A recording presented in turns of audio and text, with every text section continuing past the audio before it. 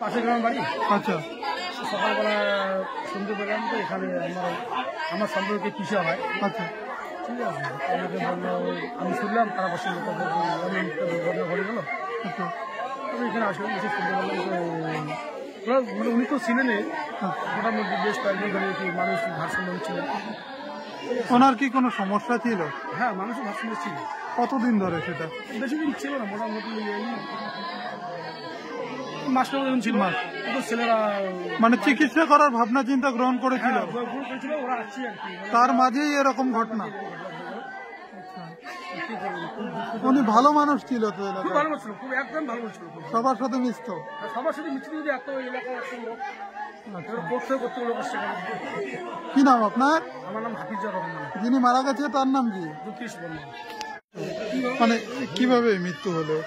মানে প্রতিদিন থেকে একটু মানসিক ভারসাম্য। আচ্ছা, তারপরে তো এরা চিকিৎসা অটোমেটিক চালু করবে। আচ্ছা, ব্যাটার ঘর থেকে বাইরে।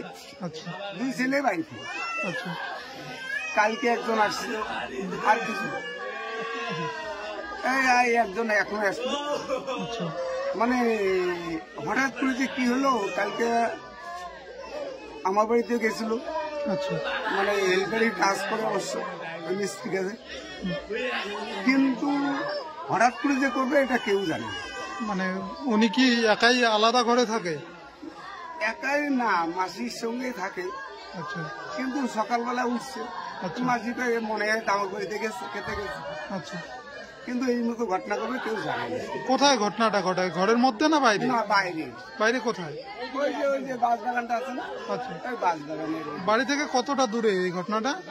বেশি না, 50 মিটার দূরে। হ্যাঁ। আচ্ছা, ওনার নাম কি ছিল যে মারা গেছে? জ্যোতিষ চন্দ্র বর্মা। জ্যোতিষ চন্দ্র বর্মা। ওর কয় ছেলে মেয়ে? দুইটাই ছিল। দুইটাই ছেলে। ছেলে কি বাইরে থাকে? দুইটাই বাইরে থেকে। আচ্ছা, ওরা তাহলে হচ্ছে 2 ছেলে এবং স্বামী স্ত্রী, 4 জনের সংসার। হ্যাঁ, হ্যাঁ। কিন্তু ওই আজকে একজন আসলো, কালকে একজন আসছে, যে তোর বাবার এইরকম মানে একটু ইয়েটা বেশি হয়ে গেছে, আসো তো বাড়িতে। মানে এখনো চিকিৎসা শুরু হয়নি? না, না, মানে বাড়িতে একটু অসুবিধা ছিল। আচ্ছা, তা মাসিটা আমি আর পাচ্ছি না, তোমরা দুই ভাই আসো। কিন্তু কালকে একজন আছে, আজকে একজন আসলো। কি নাম আপনার? আমার নাম শান্ত বর্মা। আপনি কি হন? আমি মেসো, আমার মেসো হয়, ভাজতে হয়।